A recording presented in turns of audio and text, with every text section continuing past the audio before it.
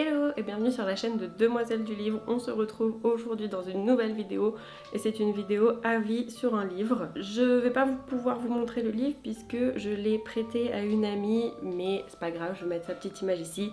On va parler aujourd'hui de Un automne pour te pardonner de Morgane Moncomble, publié aux éditions Hugo New Romance. Il s'agit du coup d'une romance, mais pas seulement, puisque c'est aussi un livre qui est croisé avec un roman d'enquête. Dans ce livre, on va suivre Camélia, qui est une jeune avocate en devenir et qui a été harcelée pendant ses années fin de collège et lycée par la bande de Rory.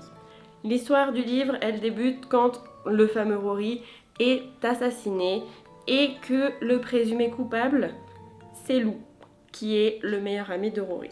Lou, Camélia le connaît bien puisque Lou faisait partie de la bande d'amis de Rory et c'est surtout celui qui a le premier lancé les affaires de harcèlement contre Camélia. Camélia, elle a pas trop d'empathie pour Rory par rapport au fait qu'il ait été assassiné et elle a encore moins d'empathie pour Lou qui se retrouve du coup en prison.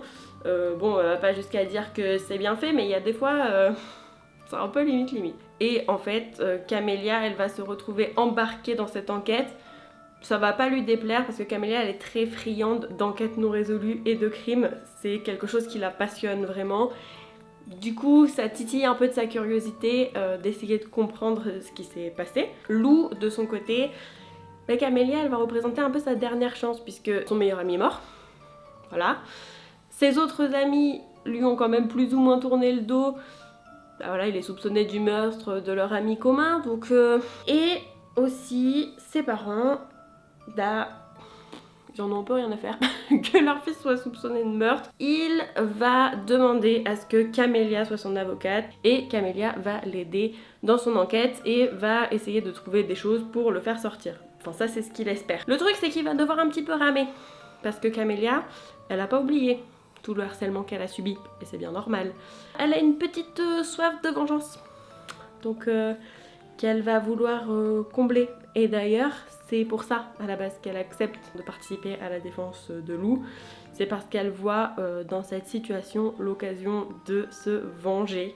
Et Lou, lui, pour réussir à sortir de là et faire entendre que ce n'est peut-être pas lui qui a tué Rory, il va compter sur l'aide de Camélia.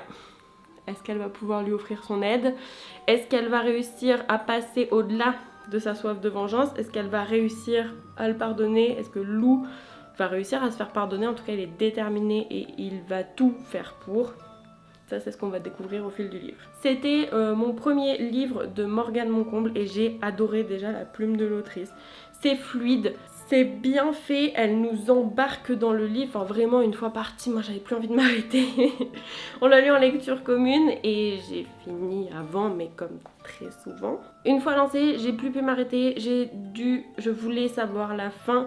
Et ce que Morgane Moncomble, j'ai trouvé, faisait très très bien dans ce livre, c'est que au fil du livre, elle m'emmenait dans différentes théories auxquelles j'adhérais plus ou moins, mais j'ai pas vu venir le plot twist. Je me le suis pris en pleine tronche, comme un camion qui me fonçait dedans.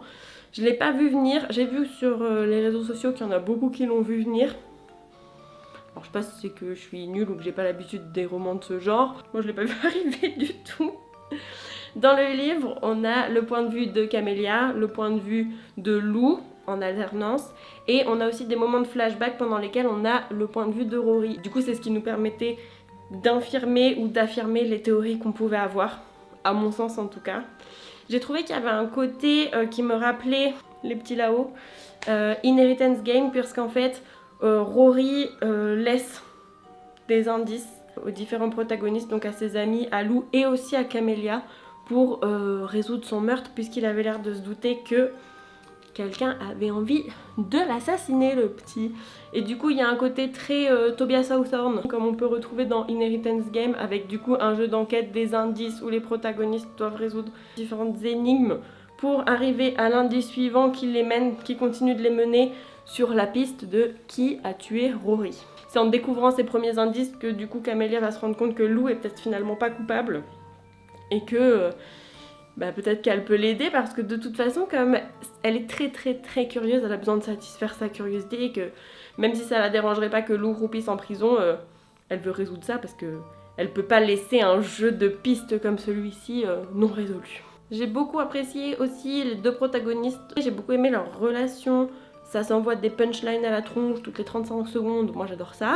C'est vraiment, il y a beaucoup d'humour entre les deux, des grosses blagues qui partent. Et j'ai beaucoup aimé aussi dans leur relation le fait que Camélia, c'est pas il n'y a pas en 2 pages, tac, ok on fait table rase du passé, tu m'as harcelé, j'ai vécu en enfer à cause de toi depuis mon collège-lycée et même au début de la fac. Mais t'inquiète, tout est pardonné. Non, c'est pas du tout c'est pas le cas. Leur relation, elle se fait petit à petit. Et voilà, moi, c'est vraiment quelque chose que j'ai apprécié, la construction de la relation entre nos deux protagonistes principaux.